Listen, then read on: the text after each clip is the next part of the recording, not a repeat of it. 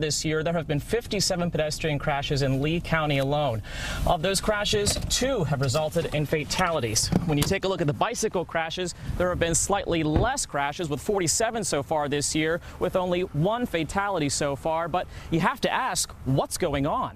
That 911 call began as they were traveling eastbound on Vanderbilt Beach Road. Then he followed her through the intersection onto Airport Pulling Road, and things just got worse from there. Though he's adding more security cameras like this one to his property, he says it might not be enough given how the law is right now. And just look at how much they have to put on.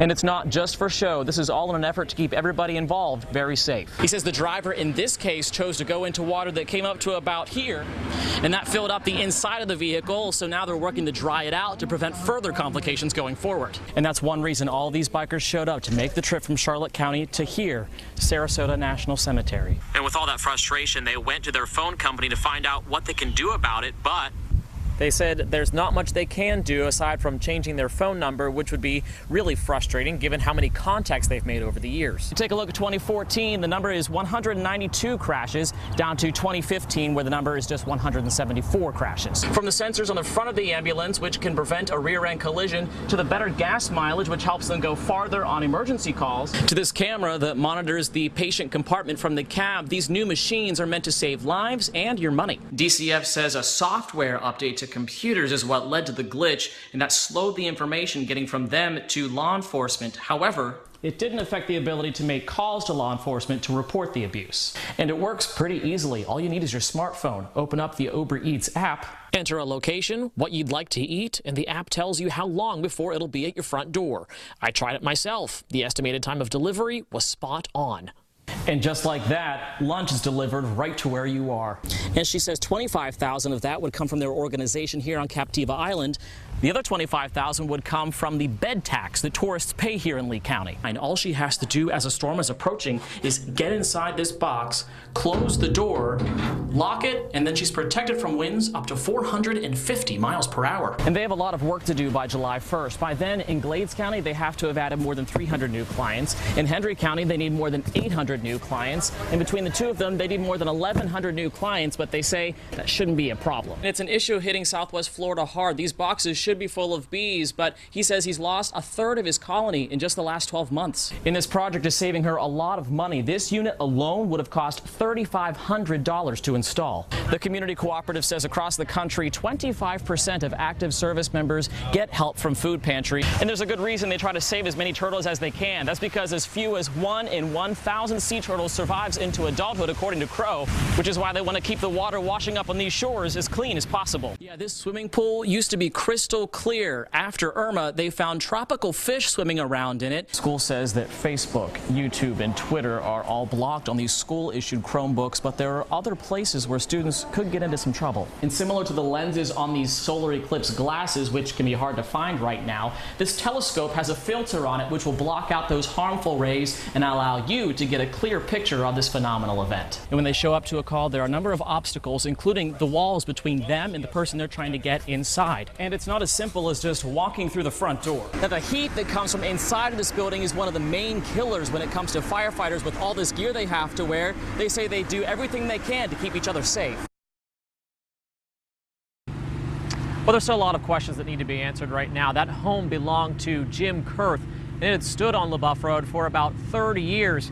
That is until yesterday when the flames and the smoke ripped through this area. That home just down the road behind me, where the road is still closed at this hour. And the family says they still have a lot of pieces to pick up tonight.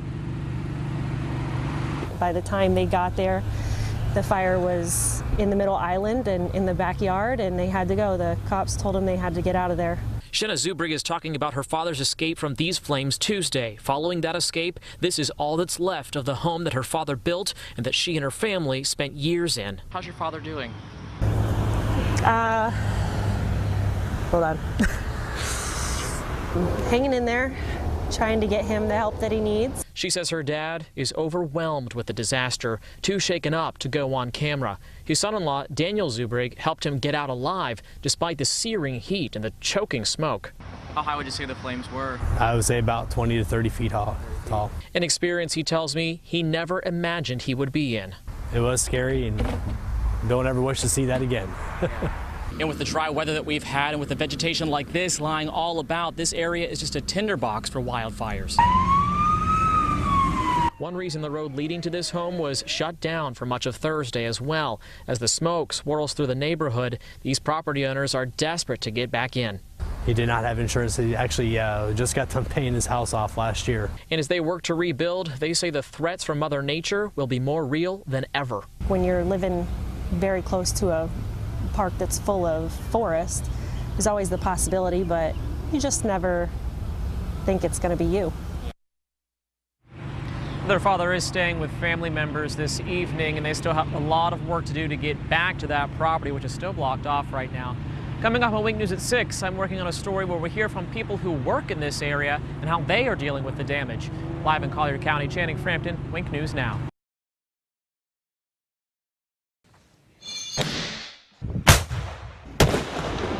A noisy day in Charlotte County as Charlotte and Collier County SWAT teams practice explosive entry on actual houses. We try and train as much as we can so that way we are doing it as safe as possible, not only for us, for the community, but for whoever we may be trying to either save or help. Charlotte County Sergeant Jason Zakowicz has been responding to SWAT situations for more than 10 years. You could be laying in bed, you could be at work, you could be somewhere else and get the call, and we'd have to respond. And when they show up to a call, there are a number of obstacles, including the walls between them and the person they're trying to get inside. And it's not as simple as just walking through the front door.